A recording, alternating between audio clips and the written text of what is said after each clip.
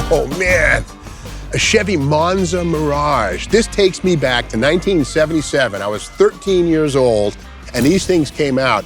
The thing about the Monza Mirage is that these were all powered by the 305 V8. Now, it wasn't a machine with a lot of power, but 145 horsepower was a pretty big deal. Now, keep in mind that the Monza essentially was a Vega, a little bigger, but it's something that John DeLorean, the GM executive, called the Italian Vega. These were styled and patterned after the Ferrari 365 GT4, so they were kind of an exotic-looking car. And again, you know, they never put V8s in Vegas from the factory, but companies like Don Hardy would sell you a kit. Well, this is essentially a V8 Vega. But beyond that, the Mirage is a limited edition IMSA lookalike. It's a wide body kit. Now, these were built at Chevrolet's Canadian plant and then shipped to a company called Michigan Auto Techniques, where they were then converted into the Mirage. They added fiberglass fender extensions on the front and the rear, a tail spoiler, and a graphics package. But the thing to keep in mind is that the Mirage was a very limited production car. There were 4,097 of these cars built, and these were actually a really big deal when they were new. Let's take a closer look at the engine bay.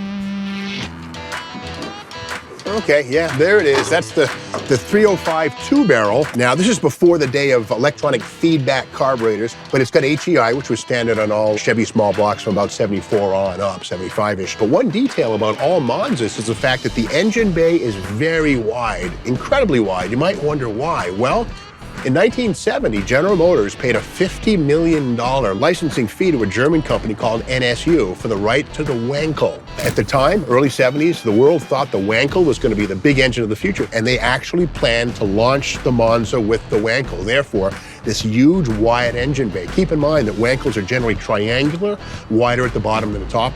That's why it's such a huge engine bay. Now, the problem was the EPA and General Motors never got the Wankel to pass emissions and fuel economy standards, so it never happened. So $50 million was blown to the wind to make room for the Wankel, but again, it never happened. Now, the good news under the hood here is that this 305 is a workable engine. It's not a lot of power, but you can do the usual hop-ups, headers, carburetor, intake. Now, the big question is, what transmission's behind this? There could be a stick shift or an automatic. Let's go inside and find out.